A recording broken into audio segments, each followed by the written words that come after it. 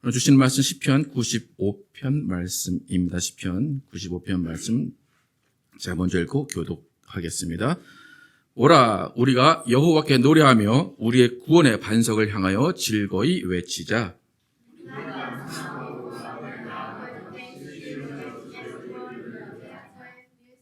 여호와는 그의 크신 하나님이시요 모든 신들보다 크신 왕이시기 때문이로다.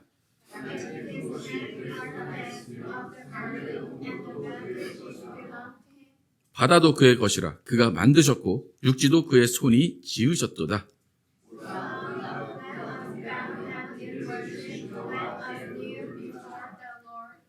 그는 우리의 하나님이시요 우리는 그가 기르시는 백성이며 그의 손이 돌보시는 양이기 때문이라. 너희가 오늘 그의 음성을 듣거든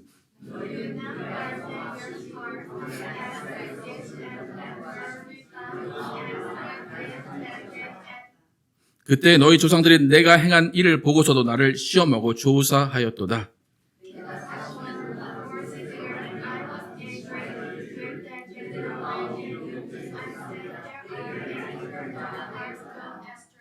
함께 읽겠습니다. 그러므로 내가 노하여 맹세하기를 그들은 내 안식에 들어오지 못하리라 하였도다. 아멘. 오늘 하나님으로부터 듣게 될 음성이라는 제목으로 은혜를 나누겠습니다. 계속해서 시편을 통해서 하나님의 성품, 하나님의 속성에 대해서 나누고 있습니다.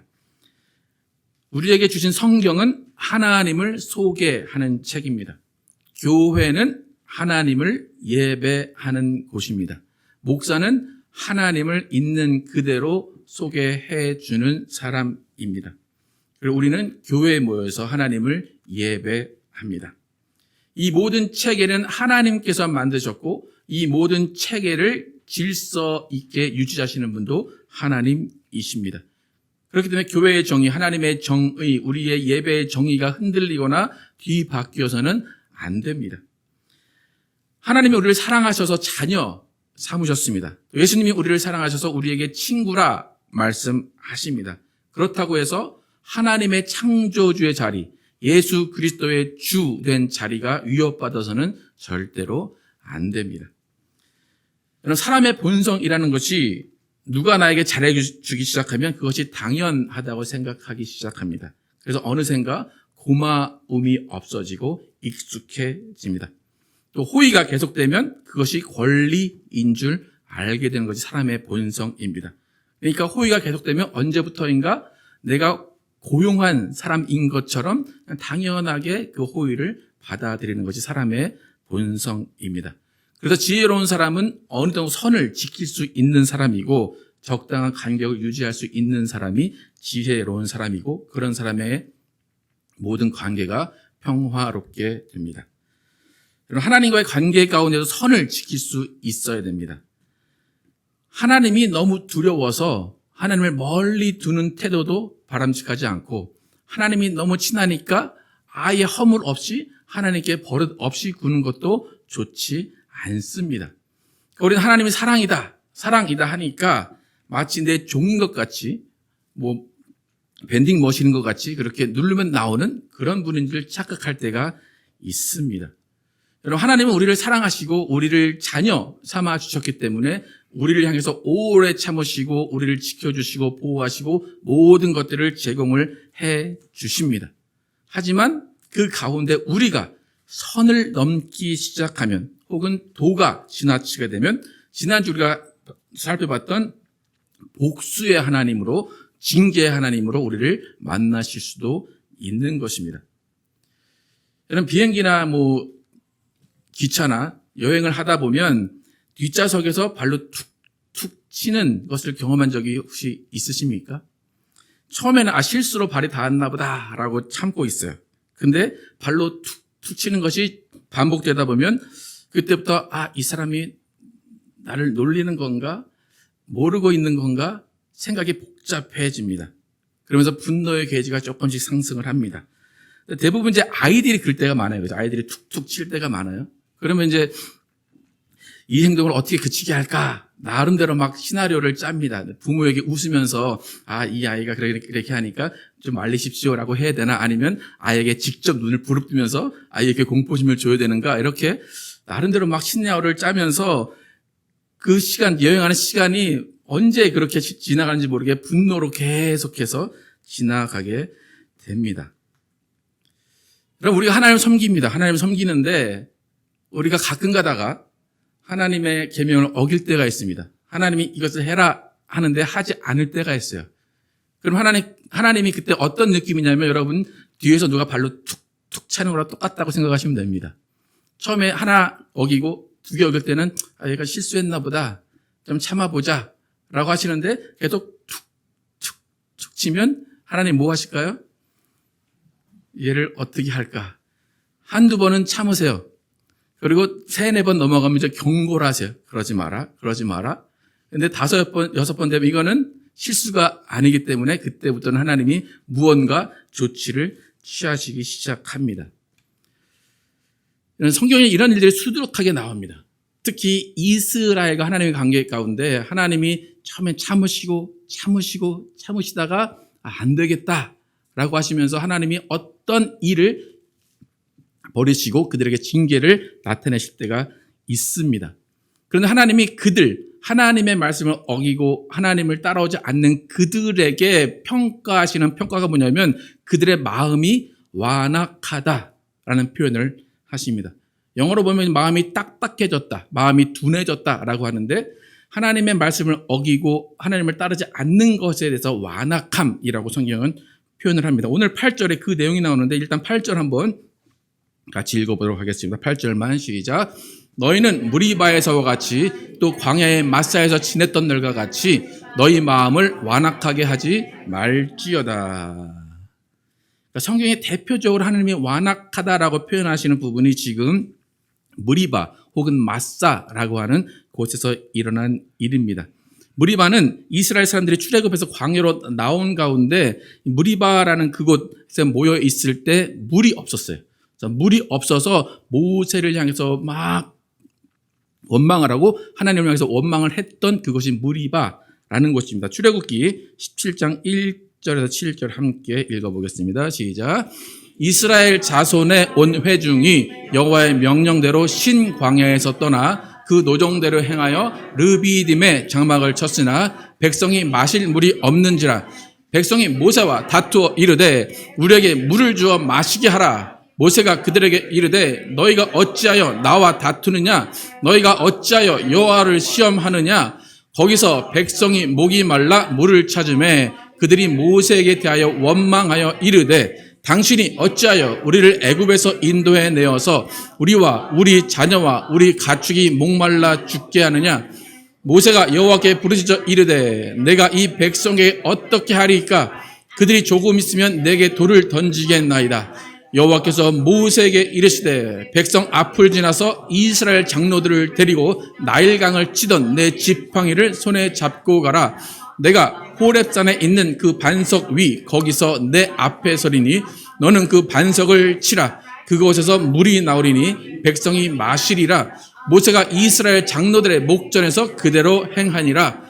그가 그 곳 이름을 마사 또는 무리바라 불렀으니 이는 이스라엘 자손이 다투었으며 또는 그들이 여호와를 시험하여 이르기를 여호와께서 우리 중에 계신가 안 계신가 하였음이더라.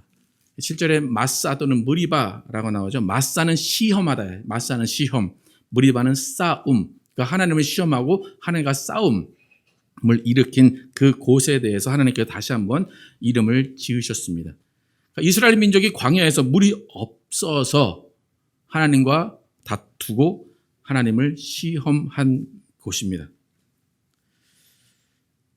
여러분, 하나님께서 이스라엘을 광야로 나오게 하셔서 지금까지 지켜주셨습니다. 그런데 오늘 물이 없는 상황 가운데 하나님을 원망합니다. 여러분, 하나님이 우리를 보호하시는 분이다 라고 생각한다면 우리는 하나님에 대해서 언제나 우리를 풍족하게 하셔야 된다라고 생각합니다. 언제나 일이 잘 풀려야 된다라고 생각합니다. 걱정 없이 살게 해주셔야 된다라고 생각을 합니다. 하나님이 그렇게 우리를 걱정 없이 해주시고 잘되게 해주고 풍족하게 해주시면 당연히 우리는 하나님을 찬양할 겁니다. 찬양하지 말라고 해도 막 찬양이 나올 겁니다. 그런데 우리가 하나님을 찬양하지 못하는 경우는 어떤 경우입니까? 하나님이 우리를 도우지 않으시고 우리를 지키지 않으시고 우리와 함께하지 않으신다고 느끼기 때문에 하나님을 찬양하지 않게 되는 겁니다. 그러니까 이스라엘 마음 가운데 물이 없는 곳에 가서 물이 없어서 지금 목말라고 있으니까 하나님이 왜 우리에게 물을 안 주셨습니까? 그러는 거예요. 그러니까 이스라엘이 하나님을 원망하는 이유는 누구 때문입니까? 하나님 때문이에요. 원망을 안 하게 하시면 되잖아요. 그죠? 물을 주시면 되잖아요. 간단하게. 왜 물을 안 주셔서 나에게 이런 원망을 듣습니까? 그런 게 지금 이스라엘의 입장입니다. 여러분 부부싸움 하던가 친한 친구들과 싸울 때 가장 많이 나오는 말이 난 원래 그렇지 않은데 네가 나를 이렇게 만들었어 그거죠. 난 원래 이런 사람이 아니야.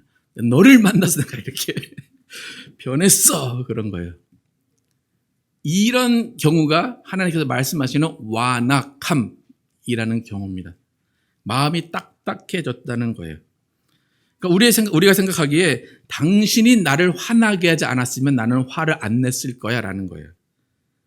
하나님이 원망할 일을 만들지 않았으면 되는데 왜 원망 들으실 일을 만드셨습니까? 라는 거예요. 그러니까 하나님이 이스라엘 사람들을 광야로 나오게 하셨어요. 그죠? 이스라엘에 나가겠다고 한 게 아니라 광야로 나가서 나를 예배하라 하셨어요. 그러면 하나님이 예배하러 광야로 나오게 하셨으니까 이런 마치 대통령이 경호를 많이 받아서 어느 장소에서 어느 장소로 옮기면 경찰들이 쫙 대기하고 있고 신호등을 딱딱 조작해서 계속 파란불 나오게 하는 것처럼 하나님이 그렇게 이스라엘 나오게 하신 다음에 딱딱 맞게 가나안으로 들어가시겠으면 전혀 원망 들을 일이 없잖아요. 그죠? 그게 하나님이시죠. 너무 당연한 거 아닙니까? 그죠? 하나님이 그거 하라고 하나님이 계시다고 생각하지 않으십니까? 그러니까 가는 곳마다 먹거리가 넘쳐나고 가는 곳마다 물이 넘쳐나서 나중에 보면 그냥 그게 이스라엘의 애굽에서 가나안까지가 10일 정도 걸어가면 되는 거리인데 10일 정도 캠프 재밌게 했다. 좋은 추억이었다. 그리고 가나안 가서 잘 섬기겠다. 라고 하면 될 것 같은데 왜 하나님이 일을 이렇게 어렵게 만드시냐라고 생각을 하는 겁니다. 그러니까 이스라엘을 저도 이해하시기 바랍니다. 이스라엘은 자신이 하나님을 원망하고 싶어서 한 게 아니라 하나님이 원망하는 일을 만들어 놓으셨기 때문에 원망하는 거라고 이스라엘은 생각을 하는 겁니다. 그러니까 하나님이 준비를 제대로 안 하신 거예요. 여러분 누가 내일 여러분을 초대했어요. 식사 맛있게 하십시다. 초대했는데 딱 갔더니 재료만 이렇게 쌓아놓고 나보고 씻어서 나보고 요리해서 드시라고 그래요. 그럼 여러분 그 자리에서 어떻게 하실 겁니까? 그죠? 기분 나빠서 나오는 거죠. 이게 식사 초대 자세입니까? 나를 무시하는 겁니까? 그러니까 이스라엘에 딱 그런 거예요. 왜 하나님 광야로 나오게 해놓고 왜 준비 하나도 안 해놓으셨습니까? 하나님 이거 뭔가 잘못됐습니다라고 하나님은 원망하는 거예요. 그러니까 자꾸 애굽으로 돌아가자 그러는 거예요.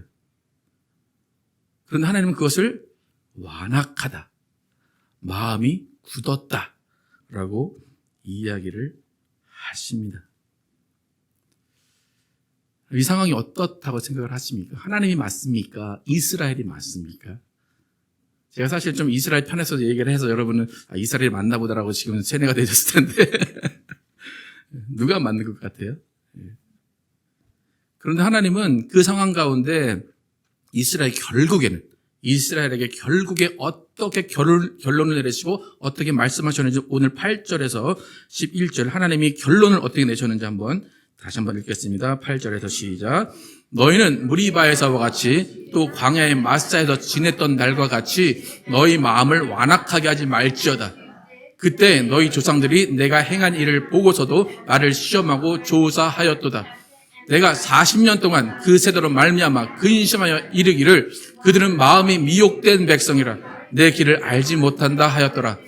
그러므로 내가 노하여 맹세하기를 그들은 내 안식에 들어오지 못하리라 하셨도다. 이스라엘이 원망하는 그 가운데 하나님은 내가 노하여 맹세하기를 그들은 내 안식에 들어오지 못하리라. 가나안에 들어가지 못할 것이다 라고 결론을 그렇게 내리셨어요. 그래서 애굽에서 나오는 1세대들은 하나님의 노하심으로 가나안에 못 들어가고 다 광야에서 죽었습니다. 그러니까 이 시편 기자가 우리에게 부탁하는 것은 너희들은 하나님으로부터 이런 말을 듣지 말라는 거예요. 그 완악함, 그것 때문에 하나님이 이스라엘이 가나안 안에 들어가는 것, 그 안식에 들어가는 것을 막으신 것처럼 너희는 이런 행동을 하지 말고 하나님으로부터 이런 소리를 듣지 말라라고 시편 기자가 쓰고 있는 겁니다. 그런 완악함, 마음이 딱딱함, 어떤 거라고 생각하십니까? 여러분, 과연 지금 여러분의 마음, 하나님을 향한 여러분의 마음, 또 이웃을 향한 여러분의 마음, 완악함 가운데 있습니까? 아니면 부드러움 가운데 있습니까?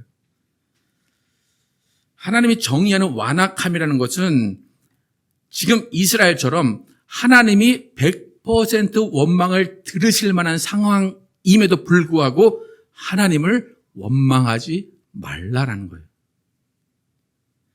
눈물밖에 나오지 않는 상황, 이해할 수 없는 상황 가운데도 하나님을 원망하지 말라는 거예요.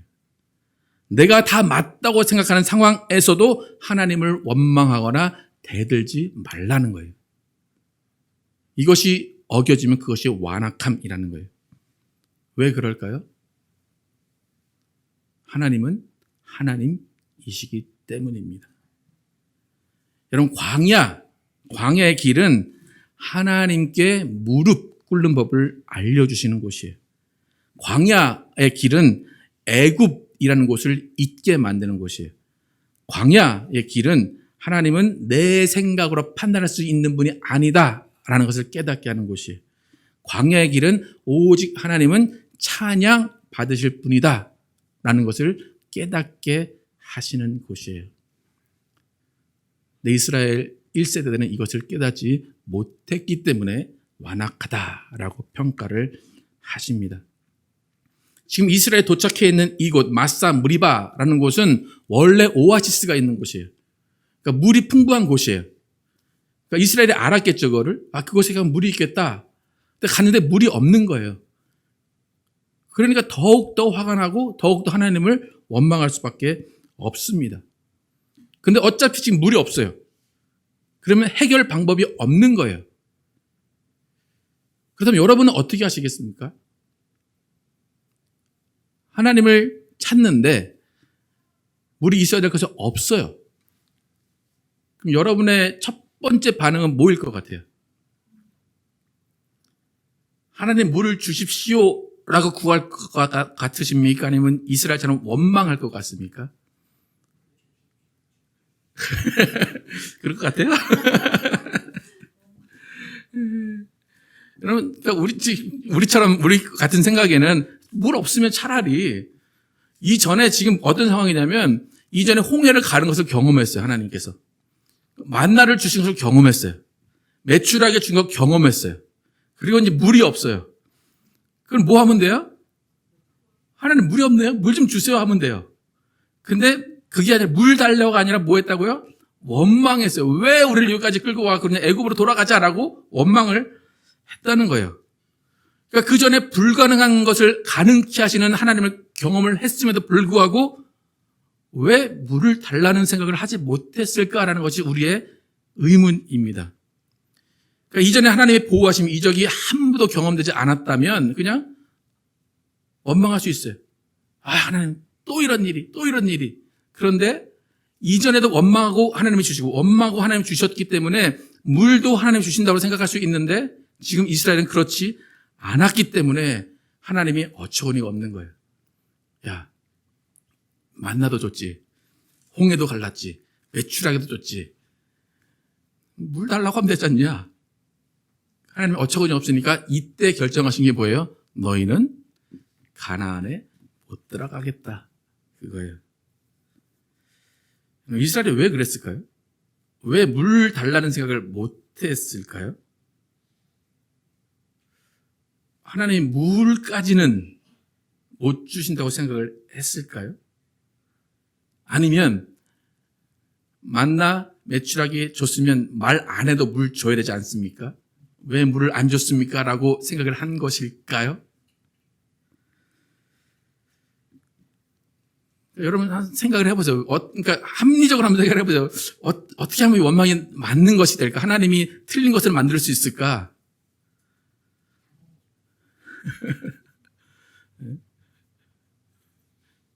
그죠? 여러분 누가 식사를 초대했는데 밥 다 가지고 디저트 안 주면 좀 서운하죠, 그죠?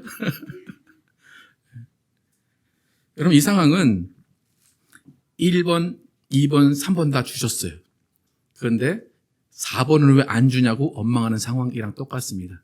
혹은 1, 2, 3, 4 다 줬어요. 그런데 3번을 쏙 다시 빼가서 왜 3번은 빼가냐라고 원망하는 상황입니다. 어떤 상황인지 이해가 가십니까? 1, 2, 3, 4 줬어요. 그러면 감사하죠. 근데 그 1, 2, 3 중에 3을 빼가면 몇 개가 남았어요? 네. 그럼 어떻게 우리의 반응은 어때야 돼요? 아직도 3개를 주셨으니까 감사합니다. 그래야 되죠. 우리의 반응은 어때요? 왜 줬다가 하나를 뺏어갑니까? 그렇게 반응을 하죠. 우리에게도 흔히 있을 수 있는 상황이에요. 우리에게 건강 주시고 물질 주시고 직장 주시고 명예를 다 주셨어요. 그런데 외모를 안 주셨어. 그럼 여러분 뭘 원망해요? 그죠? 근데 반대로 외모는 주셨어. 근데 건강을 안 주시고 물질을 안 주셨어. 그러니까 이게 완악한 모습이에요. 마음이 딱딱해졌다는 게 다른 모습이 아니라 다 줬는데 하나 안 줬다고 그거 가지고 하나님께 원망하고 하나님을 향해서 싸움을 거는 것, 그것이 완악함이라는 겁니다. 여러분 분명히 우리는 다른 사람보다 많은 것을 가진 사람들이에요. 누구보다 건강할 수 있는 사람들이에요. 그런데 그 많은 것들을 가졌음에도 불구하고 무언가 나에게 아쉬운 것 한 가지 때문에 하나님을 원망하고 하나님과 싸운다면 하나님은 그것을 완악하다, 마음이 다쳤다, 마음이 굳었다라고 보시는 거예요. 그것으로 하나님을 시험하는 것, 그것은 하나님 앞에서 염치가 없는 거예요. 그러니까 우리의 그런 염치 없는 모습 가운데 하나님은 하실 말씀은 이스라엘에게 주신 이 말씀밖에 없어요. 내가 노하여 맹세하기를 그들은 내 안식에 들어오지 못하리라. 이 말씀을 우리에게 하실 수도 있다는 거예요. 오늘 시편 기자는 이 말씀을 듣지 말라는 거예요. 여러분 우리는 하나님으로부터 많은 것들을 받았어요. 근데 많은 것들을 받았는데 우리의 노력으로 받은 것도 많아요. 노력해서 우리가 돈을 벌고 우리가 시간을 투자하고 우리의 어떤 기발한 아이디어로 얻은 것들도 많아요. 그런데 그 모든 것들이 하나님의 인도하심 안에 있었다는 것입니다. 그것을 인정하는 것, 그것을 감사하는 것이 우리의 마땅한 자세입니다. 우리가 11조를 하나님께 드립니다. 그것도 하나님이 주심을 인정하는 거예요. 우리가 예배를 이렇게 옵니다. 이것도 하나님이 나를 이끄셨음을 인정하면서 예배를 오는 겁니다. 하나님을 찬양하는 것도 하나님을 인정하는 거예요. 우리의 마음이 완악해지면 이것들을 안 하게 돼요. 여러분 지금 이 세상을 광야 같은 세상이라고 이야기합니다. 그죠? 이 광야 같은 세상에서 여러분 만나를 받으시고 메추라기를 받으셨어요. 그런데 물이 없네요. 여러분 어떻게 하실 겁니까? 그것 때문에 하나님께 원망하고 하나님께 등 돌리고 하나님과 싸우실 겁니까? 내가 원하는 한 가지, 뭔가 내가 사랑하고 아끼는 한 가지가 없는 것 때문에 하나님의 모든 것들을 주신 것을 다 무시하고 그 모든 것들을 없는 걸로 하실 겁니까? 여러분, 우리는 하나님 앞에서 모든 순간 찬양할 수밖에 없는 사람들입니다. 욥의 고백을 한번 보겠습니다. 욥기 1장 21절 함께 보겠습니다. 시작. 이르되 내가 모태에서 알몸으로 나왔사온즉 또한 알몸이 그리로 돌아갈지라. 주신 이도 여호와시오 거두신 이도 여호와시오니 여호와의 이름은 찬송을 받으실지니이다 하고 이 모든 일에 욥이 범죄하지 아니하고 하나님을 향하여 원망하지 아니하니라. 욥이 당한 상황은 원망할 수밖에 없는 상황입니다. 재산이 다 탕진되고 가족이 다 죽었습니다. 그럼에도 불구하고 여호와의 이름이 찬송을 받으실지니이다. 그래서 범죄하지 않았고 원망하지 않았다라고 이야기합니다. 여러분, 하나님이 우리에게 주신 것 마귀가 다 뺏어갈 수 있어요. 그 순간 우리는 뭘 할 겁니까? 하나님을 원망할 겁니까? 하나님을 찬송할 겁니까? 우리는 나는 욥이 아닙니다 그렇게 얘기하겠죠, 그죠? 하나님, 난 욥이 아니에요. 여러분, 원망과 탄식과 슬픔 가운데 있을 때 우리의 할 일은 하나님 앞에 무릎 꿇는 거예요. 하나님이 그거를 알게 하시기 위해서 광야의 길을 지나게 하시는 것입니다. 하나님이 원하시는 것은 상황이, 내 형편이 그것이 아니라 하나님을 언제나 찬양하라는 거예요. 오늘 시편 기자가 그걸 알려주고 있어요. 1절부터 7절까지 함께 읽겠습니다. 시작. 오라, 우리 여호와께 노래하며 우리의 구원의 반석을 향하여 즐거이 외치자. 우리가 감사함으로 그 앞에 나아가며 시를 지어 즐거이 그를 노래하자. 여호와는 크신 하나님이시오 모든 신들보다 크신 왕이시기 때문이로다. 땅의 깊은 곳이 그의 손 안에 있으며 산들의 높은 곳도 그의 것이로다. 바다도 그의 것이라. 그가 만드셨고 육지도 그의 손이 지으셨도다. 오라, 우리가 굽혀 경배하며 우리를 지으신 여호와 앞에 무릎을 꿇자. 그는 우리의 하나님이시오 우리는 그가 기르시는 백성이며 그의 손이 돌보시는 양이기 때문이라. 너희가 오늘 그의 음성을 듣거든. 우리 할 일은 뭡니까? 하나님을 찬양하고 하나님 앞에 무릎 꿇는 일이에요. 경배하고 무릎 꿇는 일이 우리의 일이고 그 다음에 일은 하나님이 다 하시는 겁니다. 7절에서 그의 음성을 듣거든 라고 하면서 그 다음 말이 아까 전에 너희는 안식에 들어가지 못할 거라는 음성을 들었다는 거예요. 여러분, 이 7절 후에 여러분에게 하나님이 하신 말씀은 어떤 것인가 생각을 해보시기 바랍니다. 이스라엘처럼 그들은 내 안식에 들어오지 못하리라 이런 말씀인지, 아니면 욥처럼 그와 같이 온전하고 정직하여 하나님을 경외하며 악에서 떠난 자는 세상에 없느니라 라는 말인지, 여러분 어떤 말이 내게 들려올지 여러분 생각해 보시기 바랍니다. 여러분, 하나님께 화날 때 있습니다. 하나님께 아쉬울 때 있습니다. 하나님께 바라는 것 있습니다. 그런데 그것 때문에 하나님께 완악함으로 나가지 마시기를 축복합니다. 욥처럼 주시는 이도 하나님이시요 거두시는 이도 하나님이심을 인정하며 오히려 찬송하시기를 축복합니다. 오히려 그 시간이 무릎 꿇는 시간임을 고백하시면서 그 시간에 하나님께 간구하며 위로를 얻으시기를 축복합니다. 그럼 하나님 우리의 마음 다 아세요. 네가 아쉽구나, 네가 나를 원망하는 마음이 있구나, 네가 뭐가 필요하구나 다 아세요. 그런데 그 시간에 하나님이 원하시는 것은 무릎 꿇는 거예요. 무릎 꿇을 때 하나님이 그 일들을 새롭게 하시는 것입니다. 그럼 하나님이 우리 마음 다 아세요. 제가 지금 꼼수를 부리고 있구나, 제가 지금 뭔가 나를 속이고 있구나. 하나님은 그것을 통해서 또 하나님의 일하심을 드러내십니다. 여러분, 우리의 기도는 정직함으로 우리의 마음을 완악함을 제하여 주십시오라는 기도가 필요합니다. 여러분의 마음을 한번 들여다보십시오. 내 마음이 완악한지 하나님에게 부드러운지 여러분 생각을 해보시기 바랍니다. 참된 안식은 하나님 앞에 서 있는 것이고 하나님의 말씀에 순종하는 것입니다.